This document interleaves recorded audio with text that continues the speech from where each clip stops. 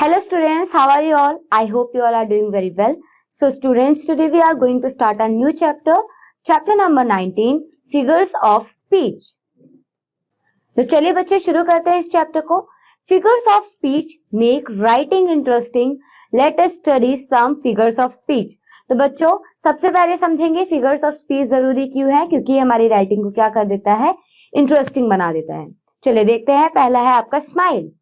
It is a figure of speech in which two things are compared using like or as. For example, on the racetrack, Geeta was as swift as a cheetah. Next देखिए बच्चों, आपका है metaphor.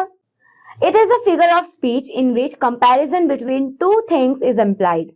तो बच्चों इसमें क्या बोला है, जब दो चीजों के बीच में कंपैरिजन हो रहा होता है. Example, be careful, this man is a snake in the grass. This man is a snake in the grass. He will cheat you one day. चलिए अगला देखते हैं बच्चों, alliteration. It is a figure of speech in which there is a repetition of a sound in a line. Let's see how. For example, Oh Laura, the lonely lady lamented. तो बच्चों ये क्या है, जब repetition of sound को दिखा रहा है एक ही लाइन में. ठीक है. चलिए अगला है आपका hyperbole. It is a figure of speech in which there is an exaggeration यानी बढ़ा चढ़ाकर. Example, I have told you 1,000 times that you should not talk in a class. Okay, let's see next.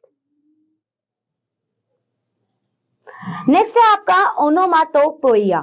ठीक है. It is a figure of speech in which a word denotes a sound. A word denotes a sound. Example के लिए देखिए बच्चों, all was quiet when crash went a window pane and third fell Mrs. Banita.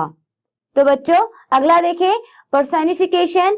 It is a figure of speech in which non-human beings are treated as human. Like example देखें, the wind whispered its secrets in my ear. अब देखिए बच्चों wind को कैसे दिखा रखा है, non living object है, फिर भी उसे एज अ लिविंग ट्रीट करा गया है. ठीक है.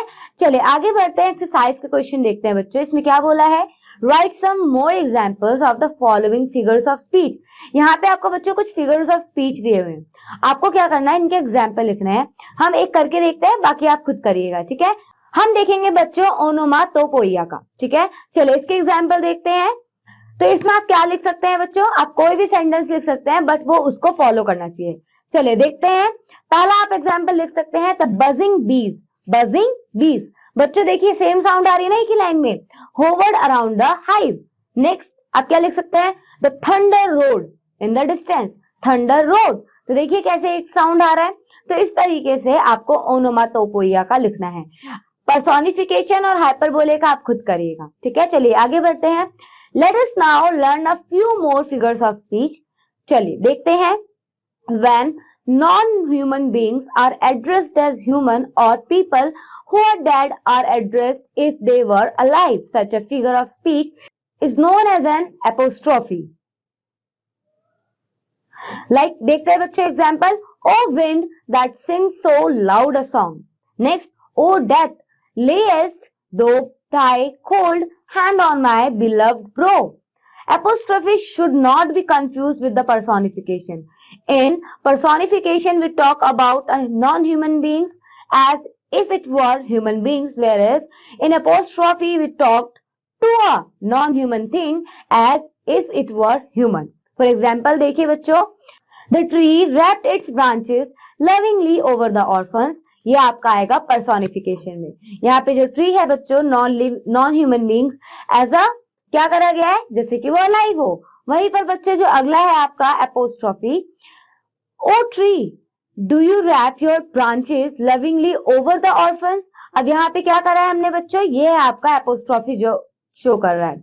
When two words of opposite meanings are used next to each other in a line, the figure of speech is known as oxymoron. Example देखिए बच्चों, Akbar felt he was the wisest fool in the kingdom. Wisest भी और फूल भी. अगला देखें, a figure of speech in which two opposite ideas are present in one line is known as antithesis. Example, united we stand, divided we fall. Now next example, laugh and the world laugh with you. Weep and you weep alone. In these examples, there are two words of opposite meaning, but they do not occur next to each other. चलिए बच्चों, अब हम exercise के question करें. So exercise के question में आपको क्या बोला है? Identify the figures of speech in the following sentences. तो बच्चों आपको क्या करना है? आपको फिगर ऑफ स्पीच को आइडेंटिफाई करना है. ठीक है, जो भी हमने पढ़ा है उसी को यूज करना है. पहला है आपका, O Gandhi if only you could see your country now. तो बच्चों इसमें कौन सा आएगा? तो बच्चों हमने पढ़ा था जब नॉन ह्यूमन बींग्स या फिर उनको ऐसा ट्रीट किया जाए कि वो अलाइव थे, तो इसमें क्या आएगा? अपोस्ट्रोफी. ठीक है, अगला देखिए, fickle fantasies take flight in the face of reality. तो ये आएगा आपका बच्चों पर्सोनिफिकेशन. ओके, इसी तरीके से बच्चों आगे के आप खुद ट्राई आउट कीजिएगा. सो that's all for this chapter kids. Now अब आपको क्या करना है? जितने भी हमने पार्ट्स ऑफ स्पीच पढ़े हैं आपको उनको यूज करके इनको करना है, इन क्वेश्चंस को. Okay, so that's all for this chapter students. Now I will meet you in the next lecture with a new chapter. Till then keep learning and keep exploring. Bye bye students.